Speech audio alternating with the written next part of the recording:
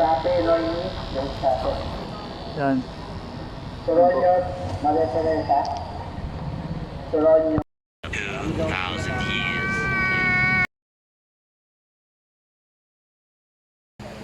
Ayan mga G, kakain na ako, nagutom ako. Pag-ayos ng lisensya, saka nung ORCR natin sa tricycle, sa motor, nice natin. Ayan. Nakatapos na ako. Almost 4.5 hours na nag-wait ako dun sa LTO. Para ma-renew lang aking lisensya. Yung sa ORCR ko pala, sa ano pa, kasi ano pa yun, may nice pa, sa smoke belching. Para maano sa Quezon City yata. Ayan. Balikan ko yan next week ulit para maayos na yun. Kuha na ako ng permit. Ayan. Sa mga gusto mag-apply na kayo. Mga tiga may kawayan, tiga Bulacan. Diyan sa LTO Kumail, kawayan. Pwede lang po kayo guys. Ayan. Venturas, dun din po. Kay Madam Rachel. Hanapin nyo lang po siya.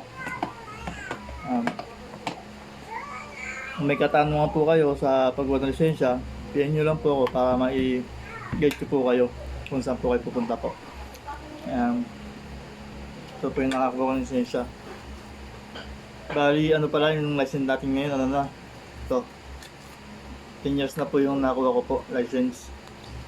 Bali, hindi pa siya card. Nakapapel pa po siya. Papel pa lang nabigay sa akin. Ayan.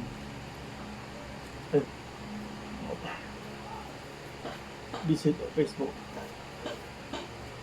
Ayan, pwede ko kayong mag ano pala sa LTO mag-inquire. Tawagan nyo lang siya sa number na ano, ito may number na nakalagay. 0918-4136-770. Ayan.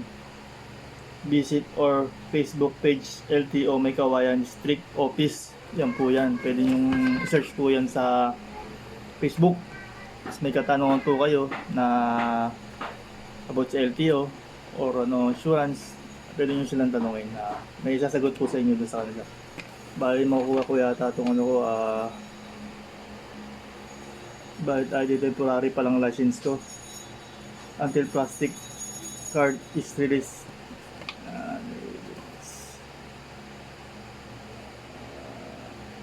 Ayan po. Sa mga gusto mag-apply, PM lang po.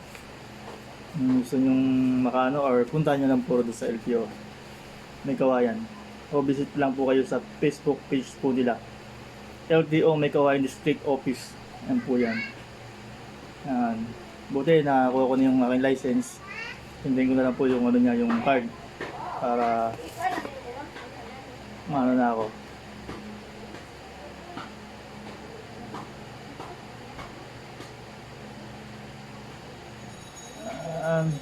Card.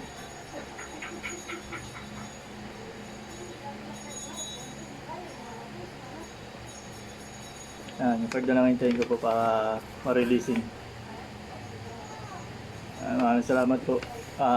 Subscribe nyo po lang yung YouTube channel ko, Master GTV 25, para lagi po kayo update sa mga aking gagawin na ano, mga iba-vlog.